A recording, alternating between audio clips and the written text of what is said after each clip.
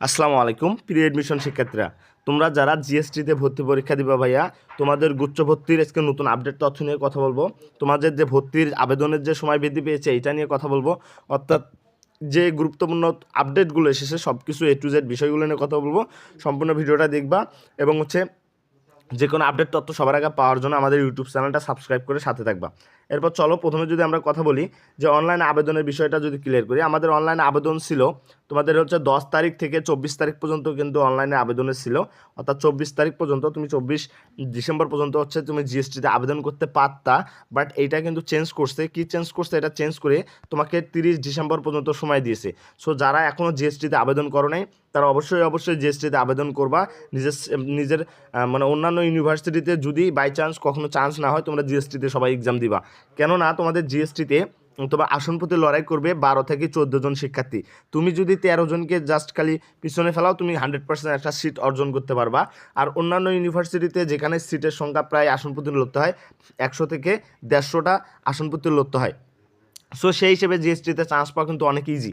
So এখন আজকের update যেটা জিএসটিতে প্রথম আপডেট, সেটা হচ্ছে 30 তারিখ পর্যন্ত তোমাদের আবেদনের সময় বেড়েছে। তোমরা অবশ্যই আবেদন করতে পারবা। এছাড়াও তোমরা যে ওয়েবসাইটে গিয়ে, অর্থাৎ এই ওয়েবসাইটটাতে গিয়ে তুমি তোমার পিকচার নিয়ে অনেকের প্রবলেম হয়েছে, অর্থাৎ পিকচার অনেকের ওকে নাই। সো যাদের পিকচার ওকে নাই, দেখবা যে যাদের পিকচারের নিচে ওকে লেখা নাই তারা পিকচারটা চেঞ্জ করবা, নতুন করে আপডেট করবা। তোমাদের প্রবলেমগুলো কী কী তুমি তোমার ওয়েবসাইটে প্রবেশ করলে, এই সাইটটাতে প্রবেশ করলে কিন্তু দেখতে পারবা। সো এই তোমাদের যে প্রবলেমগুলো এগুলো সলভ করে নিবা। তোমাদের পিকচার যদি ওকে থাকে তাহলে ওকে, যদি পিকচার ওকে না থাকে তাহলে নতুন করে আবার আপডেট দিবা, নতুন পিকচার দিবা, দিয়ে সাইজ করে রিসাইজ করে নতুন পিকচার আপডেট দিবা। এখন দেখো, এখন পর্যন্ত তোমাদের গুচ্ছে আবেদন করেছে 1,78,160 জন শিক্ষার্থী এখন পর্যন্ত টোটাল ইউনিটে আবেদন করেছে। সো এবং এই ইউনিটে আবেদন করেছে তোমার 1,06,538 জন শিক্ষার্থী।